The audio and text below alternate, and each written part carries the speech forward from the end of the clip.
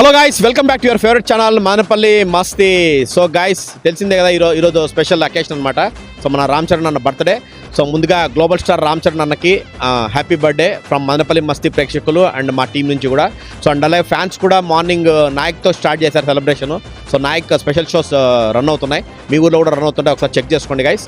So అలాగే celebrations different ప్లేసెస్లో జరుగుతున్నాయి. సో మన వాళ్ళు ఎప్పుడు చేసినట్టుగా ఘనంగా మెగా ఫ్యాన్స్ అంటే ఘనంగా చేస్తారు జనరల్గా, ఏ హీరోస్ అయినా కానీ మెగా ఫ్యామిలీకి సంబంధించిన వాళ్ళవి.